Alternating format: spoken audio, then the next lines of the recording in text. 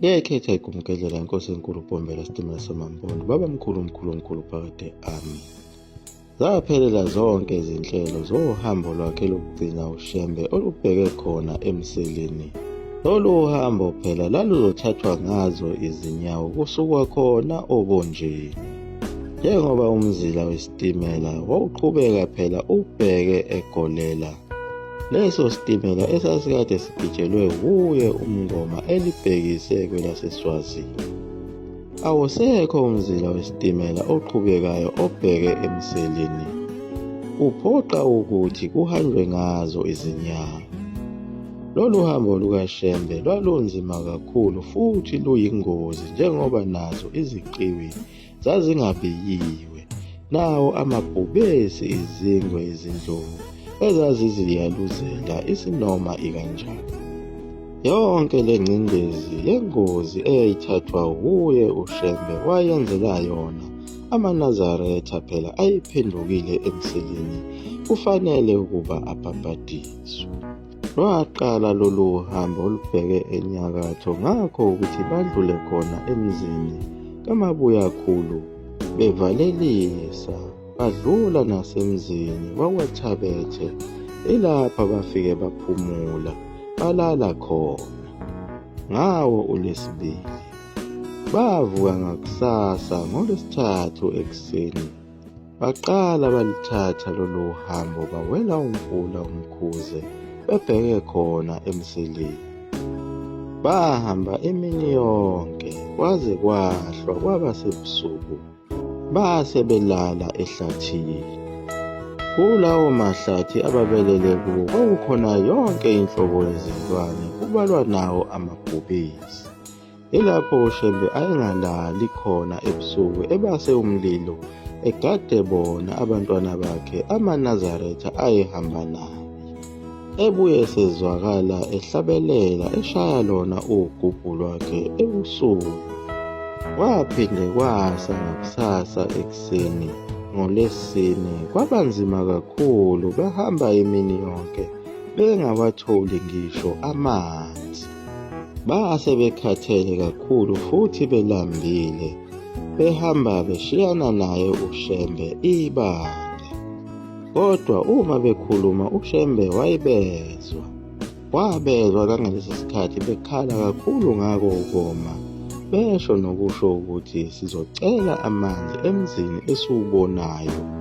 Nangempela bawubona umuzi laphaya. Kanti uShembe uyabezwa wazwakala esebatshela ukuthi akukho muntu kuleliya khaya bahambile. Kodwa abamlalelanga ngenxa yako ukuzwela ukoma.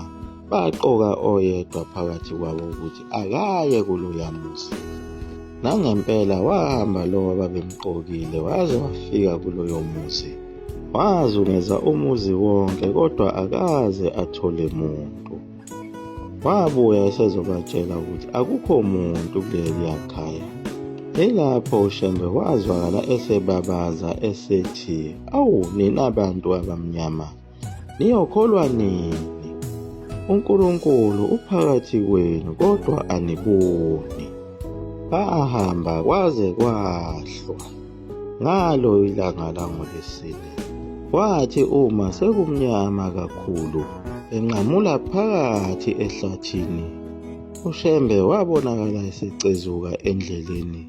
AmaNazaretha ayehamba nawo abeseyama amlinda. Wangena phakathi esijungujungwini sehlathi wabuya esethwele ugodo olukhulu waliphosa phansi eceleni nendlela. Wabe seyabaqhweba ayehamba nabo wabayalela ukuthi abalubase lolu godo bawugade umlilo ungacishi. Ufuna ukulala eduze nawo lo mlilo. Phela uShembe wayengalalanga ngobusuku bayizolo lapho wayeshaya khona ugubhu lwakhe egade wona amaNazaretha ukuba engenzakaliswa yizo izilwane ezinjengawo amabhubesi nezingwe ezazigcwele kuleliya hlathi ababelele kulo.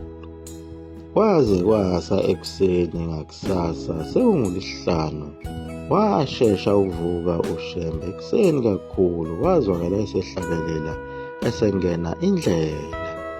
Nawo amaNazaretha avuswa yiwo lokhu kuhlabelela kwakhe, aqoqa imithwalo masinyane alandela yena uShembe. Naye umshumayeli uThabethe waphuthuma wayoqoqa izimpahla zikaShembe lapho ayelele khona, wayozibophela kuyo imbongolo ababehamba nayo.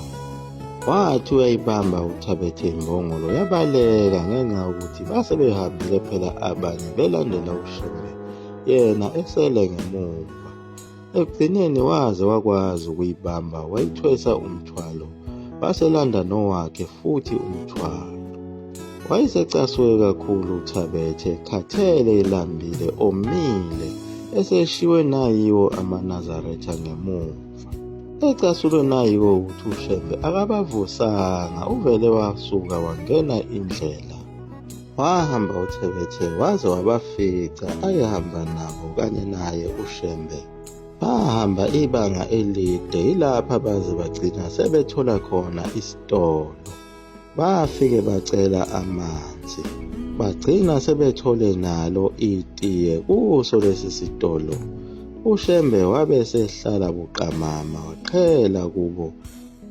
uThabethe wamlethela itiye lakhe lapho, wabe sethola nebhokisi lapho wafike wahlalisa yena uShembe. Yilapho kwabonakala khona amakhosikazi amabili ayesemile phambi kwakhe uShembe. uShembe wamangala ukuthi la makhosikazi ameleni kude buduze naye, elokhu embuka. Yilapho aqhweba khona yena uThabethe, wathi akabuze la makhosikazi ukuthi ameleni. uThabethe waya kuwo la makhosikazi wawabuza ukuthi yini nime lapha nilokhu nibuka uShembe.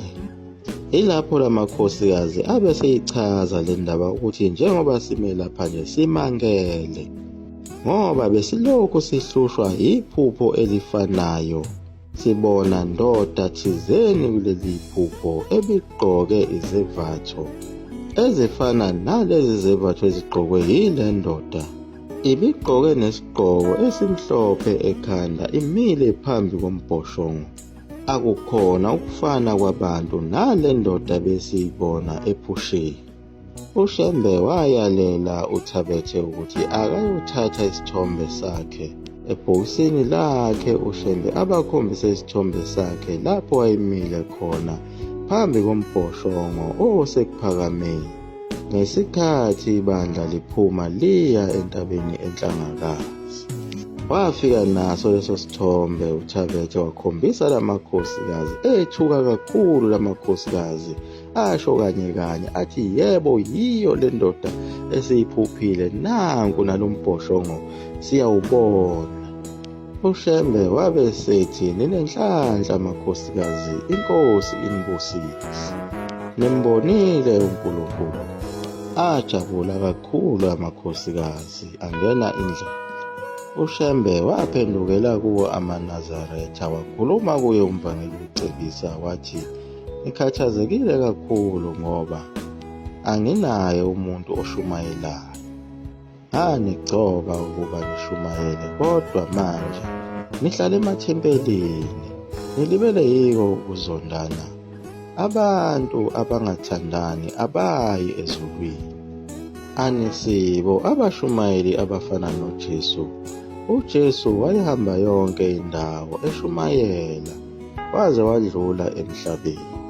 Futhi anibona abashumayeli abanjengami, njengoba ngihamba yonke indawo ngishumayela.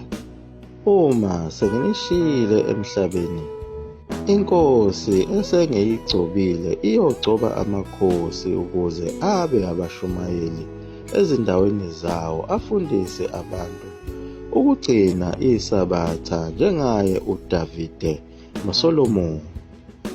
Phela uShembe konke lokhu ayekhuluma wayekhulunyiswa yiko ukuthi labo mama baze bashunyayezwa ngalo iphupho lapho sebebona khona uNkulunkulu ephusheni, kodwa bakhona ayebagcobile ababengafuni ukuhamba beshumayela, belibele ukuhlala emathempelini bebangezona izikhulu.